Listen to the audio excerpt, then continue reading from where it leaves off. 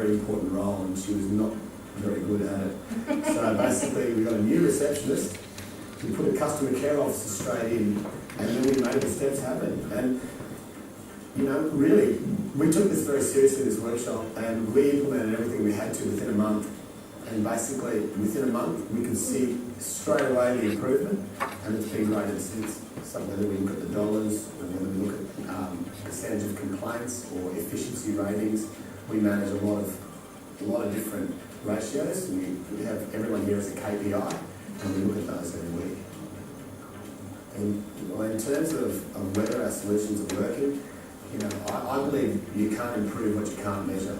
So we very much like to measure all of the different initiatives we put in place. Oh, I think you have to value over business. Oh, he can go away. This is terrible sound quality on that last bit. I don't know why they included it. But anyway, hopefully there we've got a few answers to some of the rest of the questions. So what, did you find anything there about what factors do they consider when they're dealing with a particular problem? How it affects the customer How it affects the customer? Good. and financial issues. Yes, they're definitely looking at the financial implications. There was customer impact, the options and financial factors. All And the factors are really Yeah, and he talked about and with how it links in with their long-term business plan as well. Yeah, so he just mentioned that as well. So he's thinking sort of ahead strategically a little bit. What were the two problems that they identified? The hiring Whoa. skills. They receptionists that they can have customer care. That's terrible.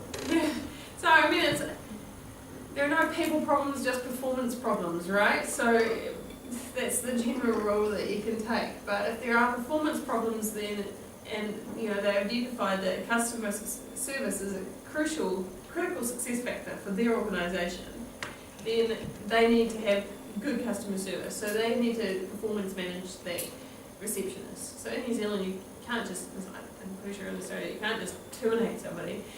You need to have a good cause and go through a due process. So essentially, you know, that in that situation, that you know, but knowing that that's where this part of the problem lies is important for this process that they're making the decision. So they've identified that they actually need, you know, better customer service.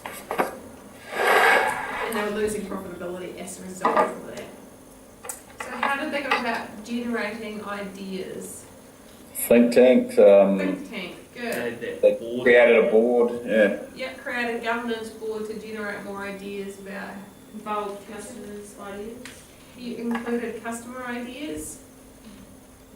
With that board, they could do a bit more governance over the actual business itself. So Get more input, get more expertise and input. So they instituted a board, they had the mind map on the wall, brainstorming, they did a one-day workshop, they had bi-weekly meetings, but that meetings. didn't matter because there was also layers in the business which had hierarchy Yeah. system in place. So some really structured approaches to generating some different ideas to resolve the issues. And not just that sort of satisfy saying, oh yeah, that'll work, let's do that, but actually let's explore a whole lot of different alternatives. And what do they use to measure the effectiveness of the solution? KPIs. KPIs, so key performance indicators. Okay, don't know KPIs. What's K? Key performance indicators. So that about measuring things like customer service, turnover rates, customer complaints. We're measuring, so they're looking at things like percentage of complaints, profit margins. So most organisations these days, or most larger organisations, have some kind of performance indicator dashboard where you're measuring critical factors for success for your organisation.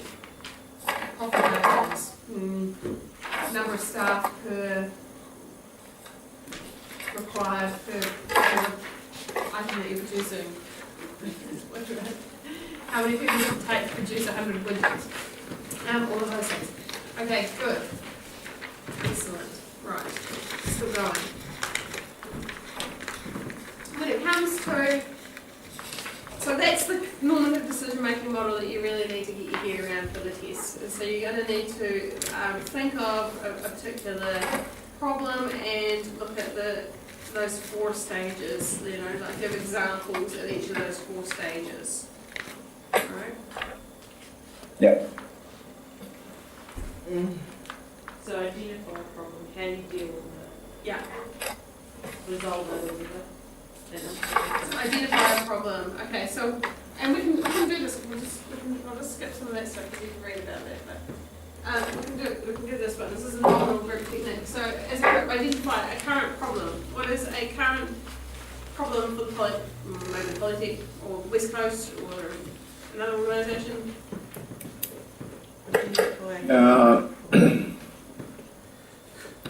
Pollution. Just say pollution.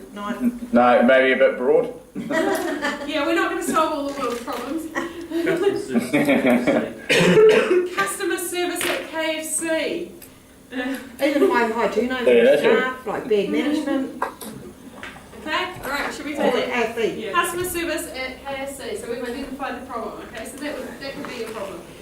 Independently, okay, in each of you, I want each of you to prepare a list of possible solutions to that problem. Just write down 2 or 3 ideas from each of you. Don't tell us what they are yet. So customer service at KFC.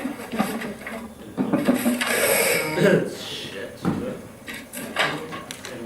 But, in fact, I can probably count the amount of times that I've seen more than one till being used. So you're clarifying the problem, aren't you? You're expanding on what the problem is. In fact, I've heard some of the things I've heard staff say.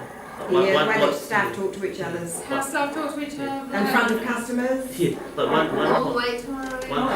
one time I walked in there, someone like saying the counter, and they say, the service is shit, cut in the fridge. And I heard someone behind the counter say, oh, it's been shit.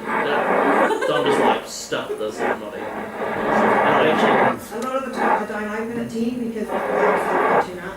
Wow. Yeah, so they're running on the drive through into the Right, so we've clarified a little bit about what that problem actually includes. The problem is one person. Right, so Right, so how many did you want? Did you want 3? just 2 or 3 ideas that you can come up with, and then we're going to go around the group and present one each. So if you've got 2 ideas written down. Yep.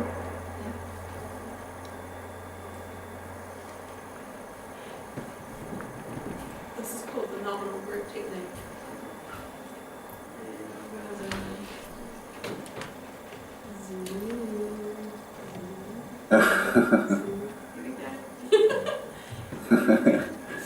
Alright, so what are our ideas? So, Michelle, what's one of yours? Ideas would be staff training. Training, okay, good. Zane, one idea from you? just hire some new staff. New staff, okay, good. Joseph, one idea from you? Possibly a new manager to implement change, so New manager, okay, yep. Tyler? So I had that and restructuring of staff. Restructure, okay, Yeah, or the Staff? business or that's fine, yep. restructure something. Aaron? Reward incentives. Yes, Well, good, rewards Got and free grants, incentives. Good, Sarah, have you got anything new to add? I've got sounds like there's poor communication, so better communication really. Better communication, good. Okay, Michelle, have you got anything new to add?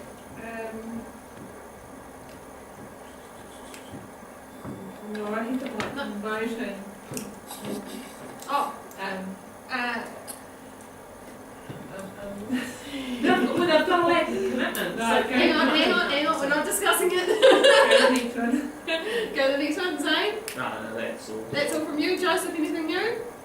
I don't know, yeah, maybe disciplinary action, but restructure could probably be there, but I don't know. Oh, disciplinary action. Good. No, that's Yeah. not in there. That's not in there. Disciplinary action. Sorry, my mic is no good. Hang on. Tyler, have you got any new ideas? No, I've got incentives, but it comes under the rewards as well. Yep, that's so- incentives. Yep. Okay. Anything new? Anything new, Sarah? Oh, I just said that they're not opening up their drive-through. I mean, main So there's obviously a lack of commitment, isn't there? Yep. Isn't there? Okay, so we What about leave policy? rewards and incentives or Yeah. disciplinary action? The city manager, What about policy? Okay, new policy and procedure, new Yeah. PMP. Anything else new to add? No? Okay, now what I want you to do we need to discuss or clarify any of those ideas, or do we all know what they mean? no, we know what they mean. You know what they mean? Yeah. Yeah, cool. You're smart people, great. So now, individually, I want you to rank each idea, okay? I want you to give it a score out of 5, where 1 means it's a poor idea, and 5 means it's excellent. Okay?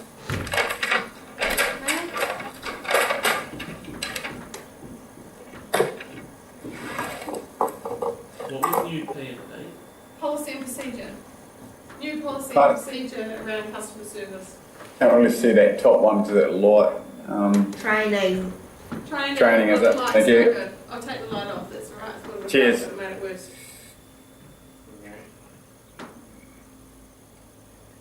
And 1 being the best, is it? 5's the best. 5 is five the best. excellent. 1 Oh, is sorry, poor. just wrote it down, yeah.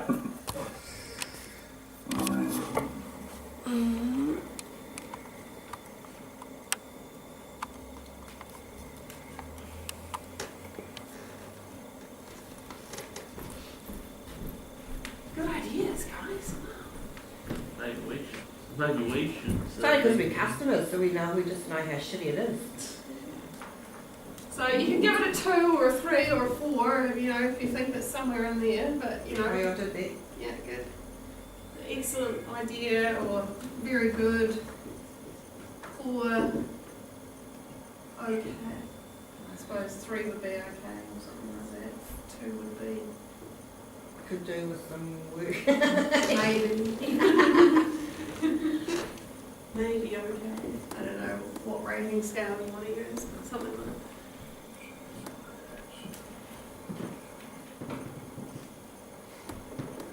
Right. Oh, I missed one. Scored them all? No, Quickly, come on. action. Phenomenal group technique can take hours, so we're just doing the abridged fast track version so that you get the point of how to do it, because it's a really useful tool. Right, we'll go around and add our scores. So for training, 5. Yep, Zane, I've got 3. 3, Oh, 4. 4, 5, 5, and Joseph, 5. 5. Cool. For new staff, New staff, I got 2. Yeah, I got 2. I got 5. hang on. Let's go around the circle again. 3, 5. 5, 2. 2. 4. Joseph, 2. 2. Okay, new manager, 5. 4. 4, 5. 4. 5. I'll put 3. I know it's my idea, but it might be hard to get someone there, but yeah. Okay, cool. Yep. Okay, restructure staff. 5. 3. 4. 2. 5. 1. Somebody can start adding those up for me. Rewards and incentives. 4. Zane, Oh, what's that one, number 5? rewards and incentives. 2. Yeah. 2. 4. Jason, 2. rewards 2. Okay, yeah. Yeah. Better communication. 4. Yeah. Zane, 2. 3. 2. 4. Yeah. 5. And disciplinary action. 5. 5. 4. 4. Disciplinary 4. 4. 4. 4. And new PMP. 5. 3. 3. 2. 4. 3. Okay, good. Right. How are we going with that adding? Got 2 to go. That's right, this goes adding it all up. Yep, done. What have we got for training? 27, New staff? 18, New manager? 26, 26. Restructure staff? 20, Rewards and incentives? 18, Better communication? 20, Disciplinary action? 25, New PMP? 20. Okay, which one comes out? Highest score? Training. Closely followed by a new manager. And then followed by disciplinary action. Right, reports and incentives. Okay, I can see what kind of managers you guys are going to be. But once that's structured and then that's in place, then the awards and incentives are going to move up the ladder. So to Yeah. speak. So what we didn't do in this process, which is actually normally part of the process, is discuss what each of those things would involve, have an actual conversation, and clarify, what you mean, what kind of policy and procedure, how do you see that working, and those sorts of things. For some reason that's decided to keep on cutting out. Just a moment.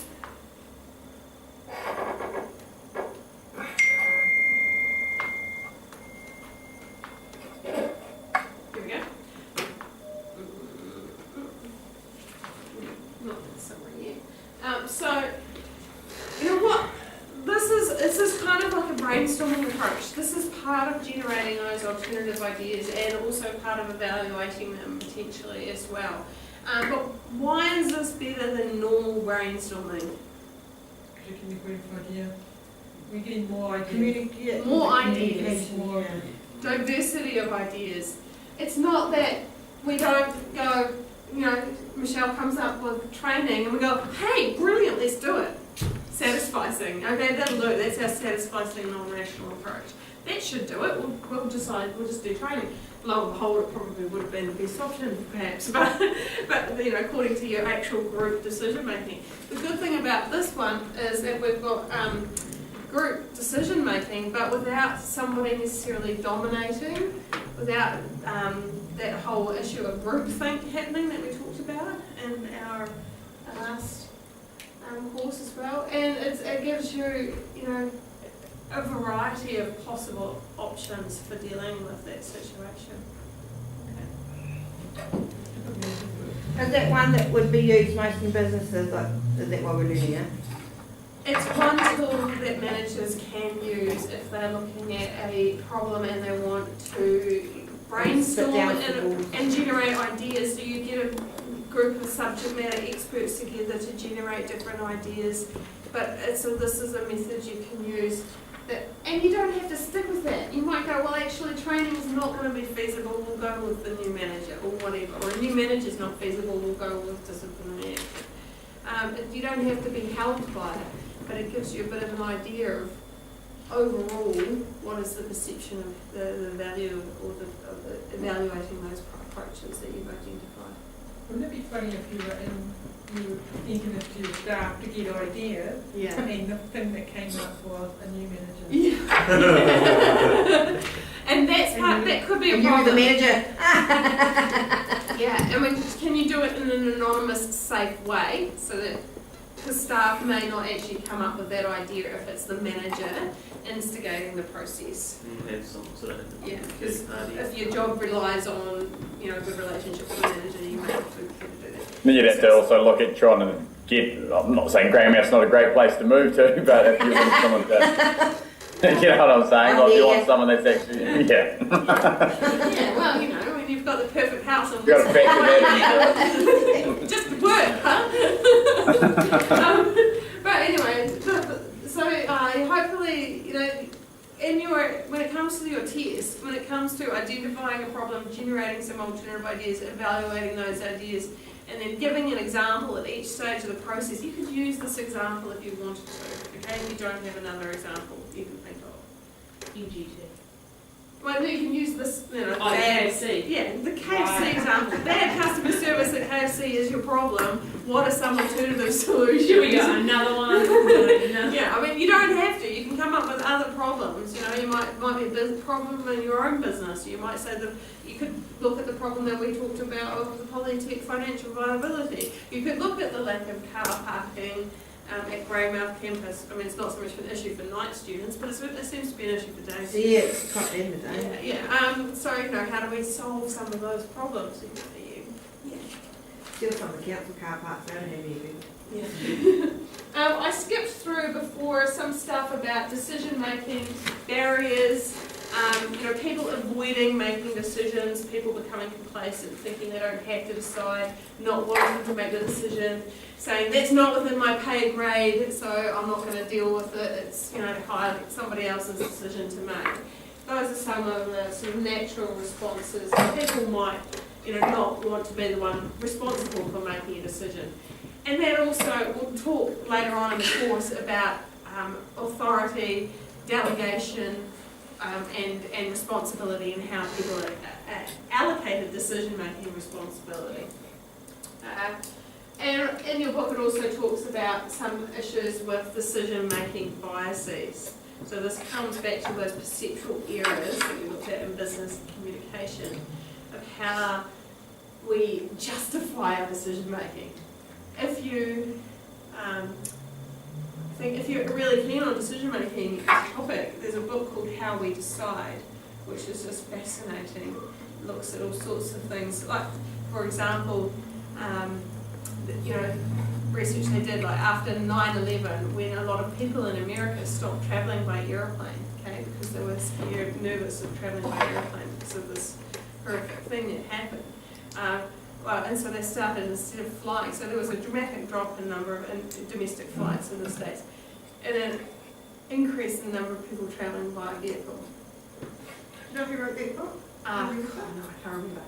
I'll have it at home. But there was a significant increase in the number of deaths by motor vehicle accident after 9/11 in the States as a direct result of, you know, the people making this irrational decision that driving by car is safer than flying in an airplane. The things that happen in the media, you know, affect our decisions. You know, look how terrible that is. Like this, you know, it's we can't. There's all these crises and major events happening. So those affect how you process the information and perceive risk. It affects how you perceive risk, essentially. And so we anchor and adjust. And this is an example of a decision dilemma.